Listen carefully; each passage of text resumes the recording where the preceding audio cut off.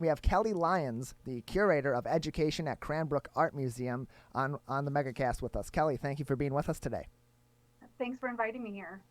Absolutely. How are you? How's your team at Cranbrook been? Oh, great. We're really excited and ready to go with camps. We launch and start our first program actually next week. So we run through August 14th and we're ready for virtual camps.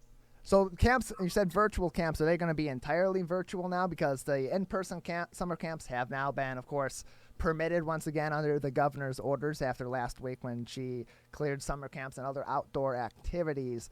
Are you still going to have those in-person activities, or have you shifted entirely to virtual for the summer? We have shifted entirely virtual to the summer. The safety of our staff and our campers is our first priority, and we did need to make this decision um, in advance to make sure that we were ready. And once we made that decision, we're sticking to it. So what are those programs going to look like? What are some of the programs that Cranbrook is going to be offering this year Well, virtually that are maybe similar to past programs or different because it's all going to be online? Well, we have programs both at the Cranbrook Institute of Science and at the Cranbrook Art Museum. We're really excited about being able to offer them and continue that quality experience that our camp families are used to.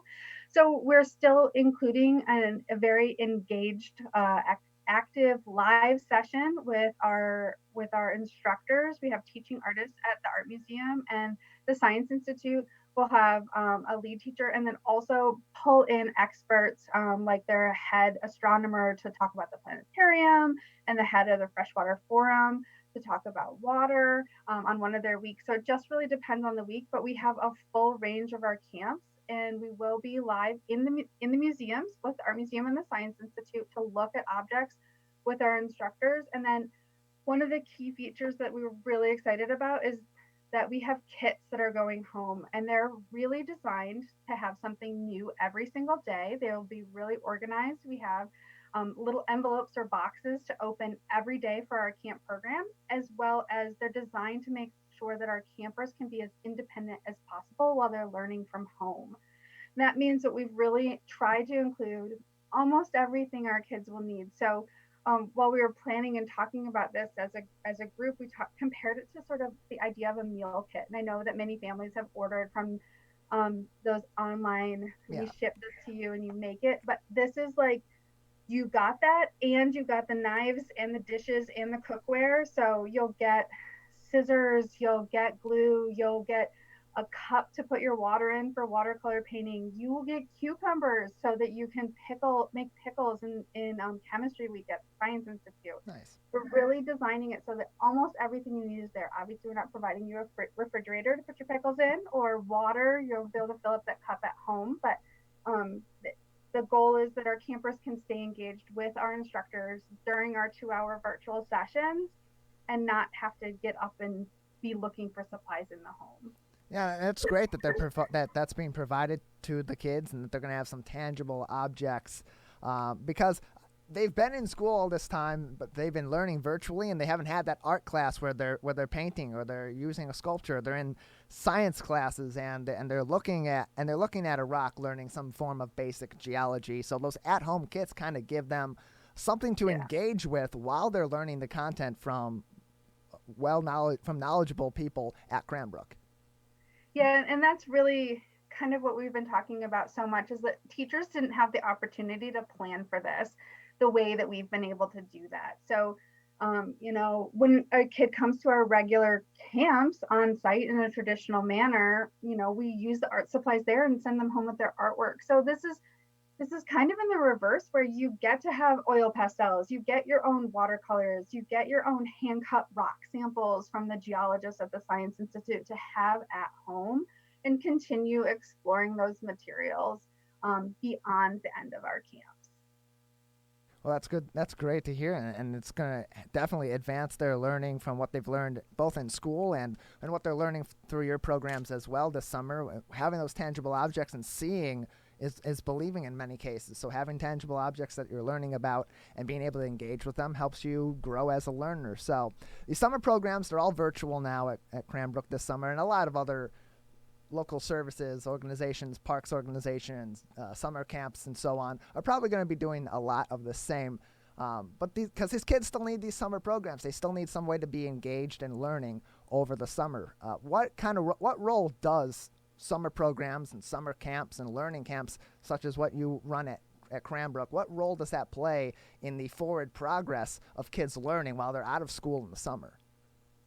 Oh, we think it's really important. I mean, for us, we really want to make sure that they have fun first and that the learning is this extra bonus that they get by participating in the programs at Cranbrook.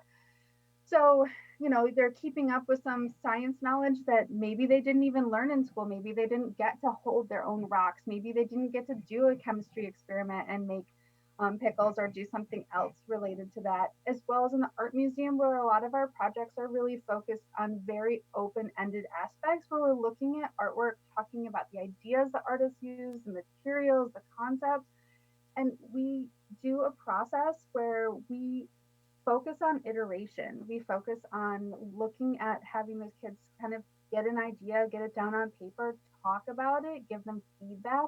We even use critical feedback with our youngest students, and it's a really great skill for editing papers moving forward or just revising their work, being more open to improving their process as they go through anything academic, actually anything in life. So we're really excited about that aspect of how we run our programs at the Art Museum, and just those resources and content knowledge is there. So we focus on 21st century skills, learning, connecting ideas across different domains. And we've been working very collaboratively with the Science Institute during this planning process to make sure that all of the things we're doing are very complementary and are really going to maintain that expectation of quality that people expect from Cranbrook.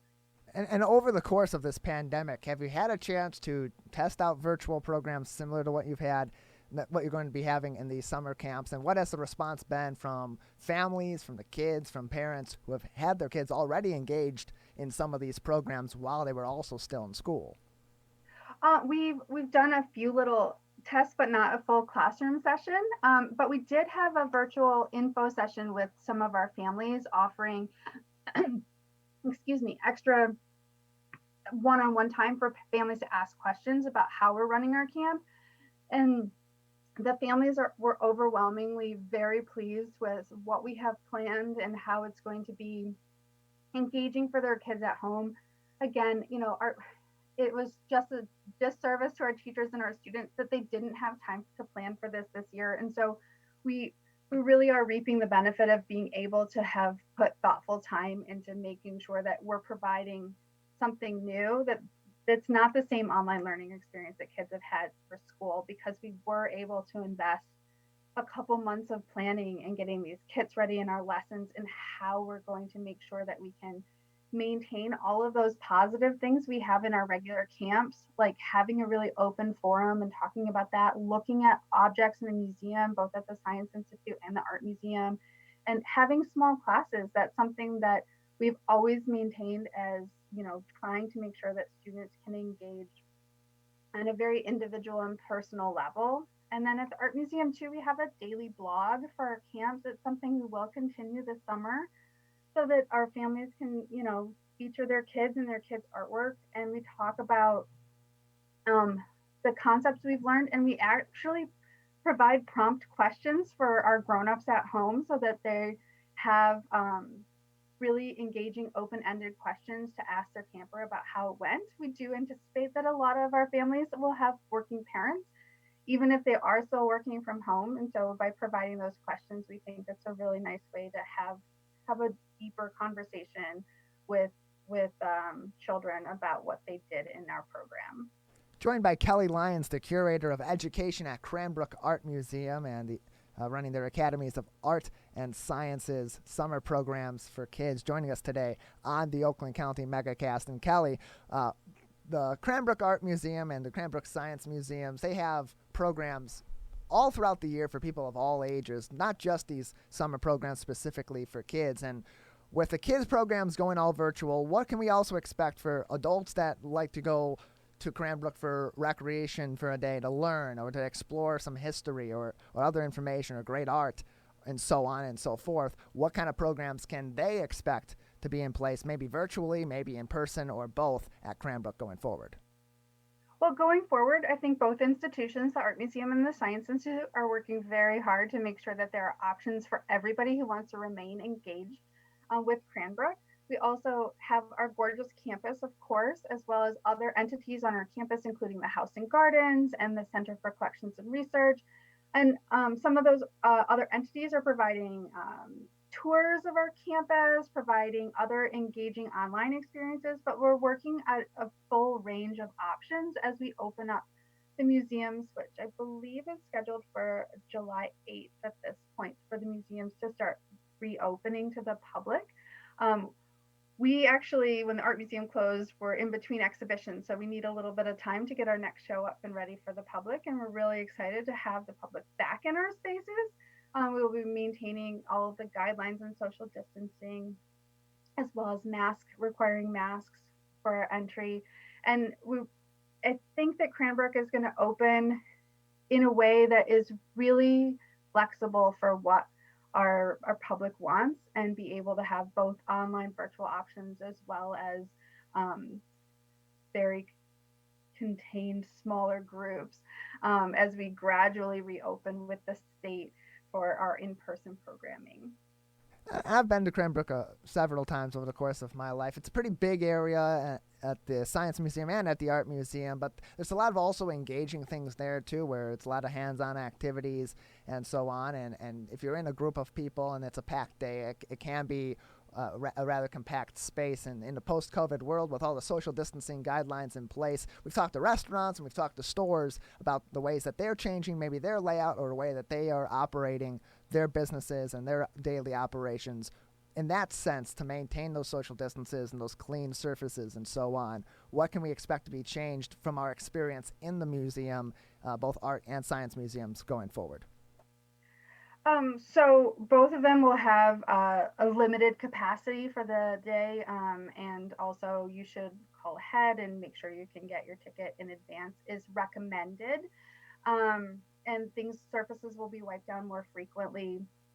All those things that we need to just sort of make sure that there are less people in the building, so that we do have less touch points, and that those touch points can be cleaned more frequently, to just maintain that safety that everybody's looking for in the current environment. Joined by Kelly Lyons, the Curator of Education at the Cranbrook Art Museum, and also runs their Academies of Art and Sciences summer programs for kids. Kelly, just a couple more moments with you before we got to let you go. Anything else that you'd like to touch on that we haven't talked about just yet, or anything else you'd like to say before our time is up? Yeah, I just want to again highlight that our registration is currently open. Our first week, next week, June 15th, is actually already sold out. So we would encourage our families who are interested in doing virtual camps at the Cranbrook Art Museum or Cranbrook Institute of Science to head online. And by all means, if you have any questions, we're happy to work with you. So feel free to give us a phone call and leave us a voicemail, or send us an email, and we're happy to respond. And that we're really excited about the opportunity to make those connections between the museum and our campers at home, and with the benefit of having those kits, the art kits and the science kits that will go home, to make really engaging opportunities for our kids that will continue beyond the duration of camp. Well, Kelly, thank you very much for being with us today. Thank you so much for having me. You're welcome. Have a good day. Kelly Lyons from the Cranbrook Art Museum. She is their Curator of Education and is also their Academies of Art and Sciences summer programs for kids. She runs those programs for the Cranbrook Art Museum.